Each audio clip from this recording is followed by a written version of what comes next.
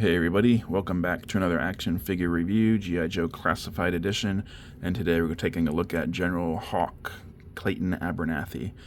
General Hawk was one of the OG-13.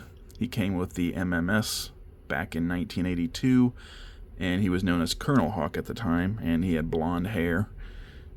But then they released Duke the next year, and he also had blonde hair. So when they brought Hawk back in 86 as a general, 85 or 86, I think 86, they gave him brown hair.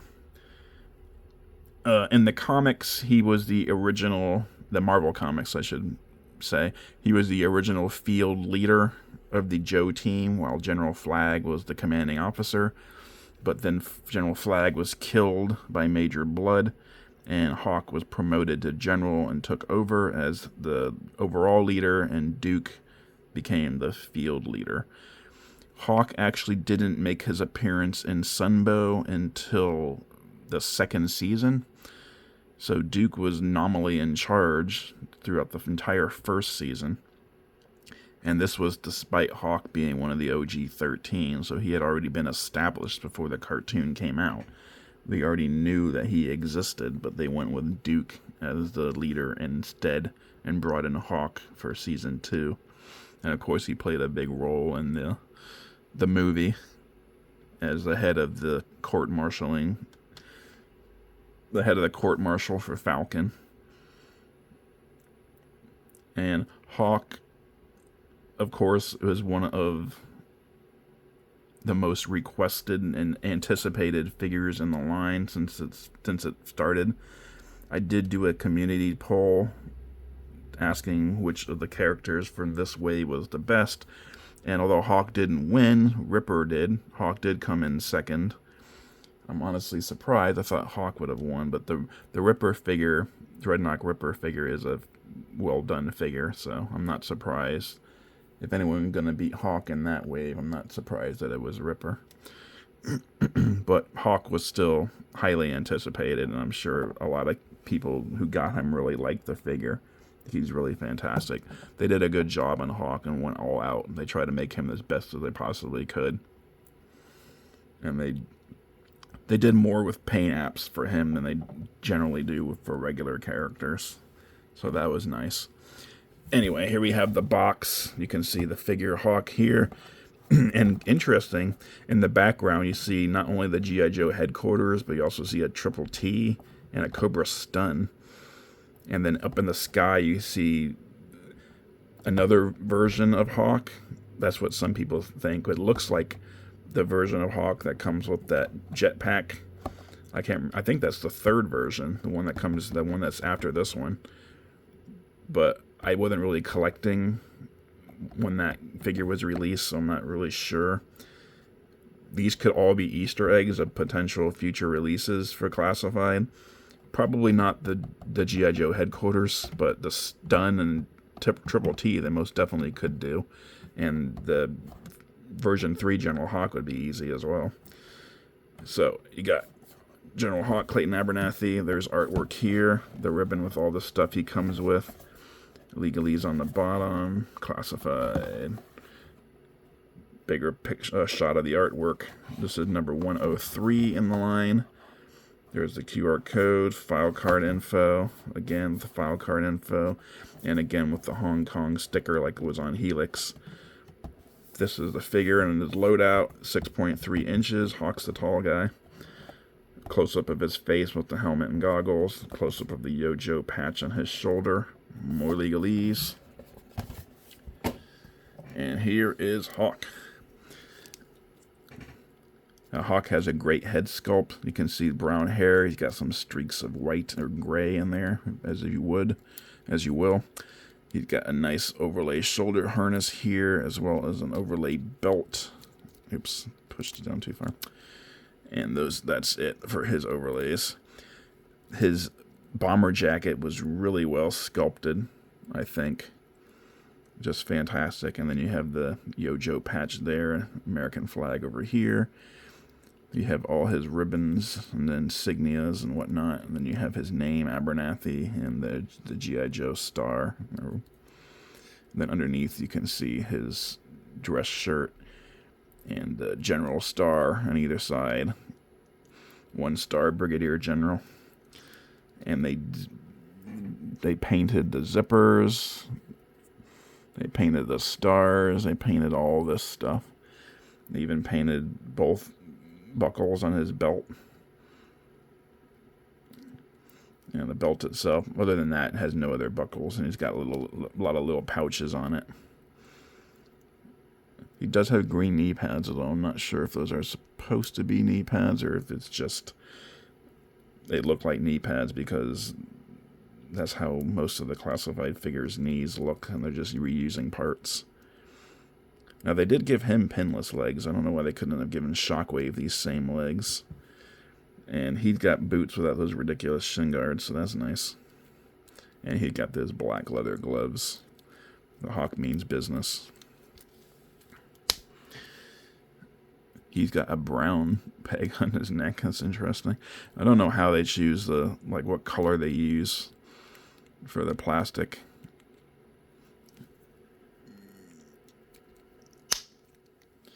I guess it's whatever is available that they have in the machine when they're ready to make the mold.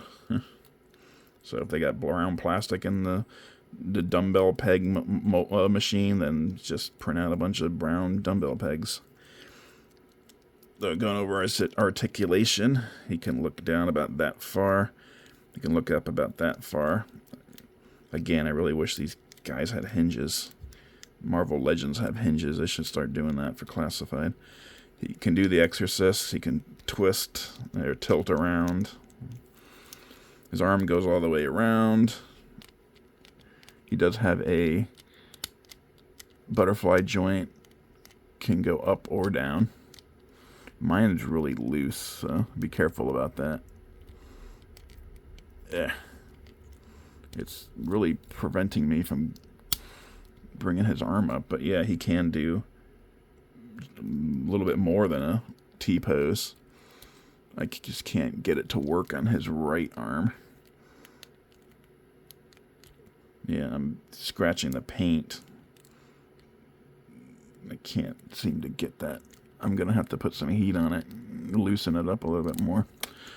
He does have a bicep cut. He's got double jointed pinless arms. Yeah. Okay. He's got a vertical hinge on the right hand and on the left. So he doesn't have, because of the bomber jacket, he doesn't get the standard ab crunch that male figures normally get in this line. He gets more like a kind of a diaphragm cut, but not quite the same as the ladies usually get. He can go forward about that far only, and about that far back, so not much. He can turn a little bit at that, and he can tilt a little bit at that, but you don't get a lot of movement out of it, unfortunately. He does have a joint at the waist as well, so he can twist again, like Chubby Checker. And he can get forward a little bit more with the waist joint on either side, and got a little bit more tilt there as well. He does have drop-down hips, but he cannot quite do the Van Damme. He can split out about that far. He's an older guy. He's not as flexible as he used to be. He can kick out about that far. And kick back about that far. Thigh cut. Double jointed pinless knees, like I mentioned earlier. These are tight joints. I thought I had worked these all out already. There we go. That one moved.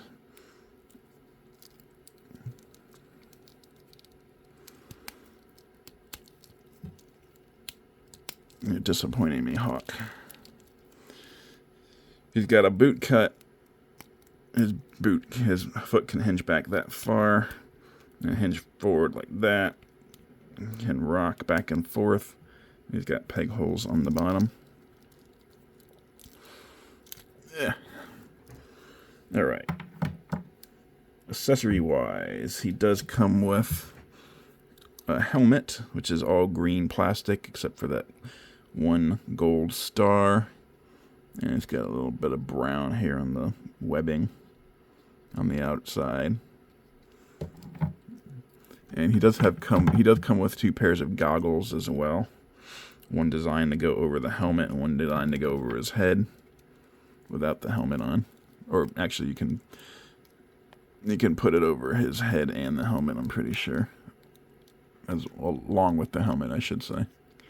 The helmet's nice and soft and flexible, so it goes on pretty easy. There's Hawk with his helmet on with the goggles. But like I'm sure most people will choose to put him with the goggles over the helmet instead of him wearing them. Because that's how the original figure looked. I wish he had a backpack to kind of keep this in place. Like if you could stick a backpack right there, it would keep this from riding up. It'll hold it on. Yeah, there's Hawk with his goggles. He also comes with this shotgun, all black plastic. They could have painted the stock and the pump brown, but they chose not to. It does have a peg hole in the top, or in the barrel for blast effects. I think this is reused from CoverGirl, I believe. I think she had this shotgun.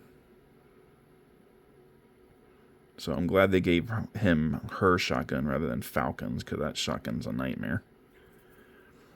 He also comes with the same grenade launcher that Gung Ho came with, the retro version. And this again is all in black with a black strap. And again, I wish they had painted the stock brown.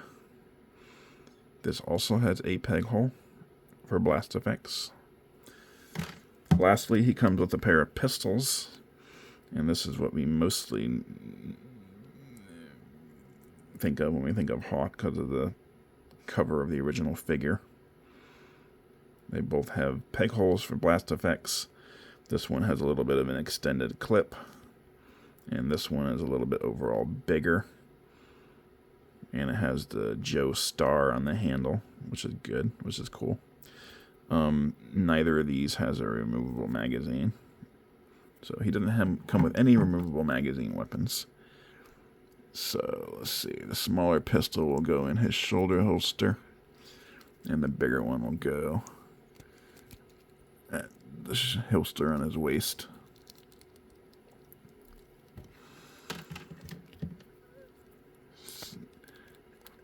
And finally, after 4 years of waiting, the G.I. Joe team finally gets their commanding officer. Up until now, we've had to deal with the incompetence of Duke. Nah, Duke's not that bad. I do like Flint more, and Hawk more, but Duke isn't terrible. So there's General Hawk, one of the better figures of the wave, one of the better figures in the line, I think. I just have to work out his left knee and his right shoulder, get them moving more functionally. And then I can slide him onto my shelf, permanent display, put him front and center, which is where Duke is currently. Well, Duke and Flint are kind of side by side, but I'll split them apart and put General Hawk right in the middle. Let's see, we've gone through Helix, Shockwave, and Hawk now, so that just leaves Buzzer and Ripper for this wave, and at the time of this video being filmed, they are winning the vote for who I should review next week. If you want to participate, go to my community tab and vote. I will have one of those polls up every week for like the next few weeks as I'm going through all the back stock I have sitting in my living room here. Trying to, cause I got a whole bunch of stuff in, and I only review 3 figures a week, so it's piling up. It's coming in faster than I can review it. So if you wanted to take part in the votes, go to the community tab and do so. And like I said, those will be up weekly. I'll usually post them on Saturday. Comment down below, like and subscribe, and I will see you next time.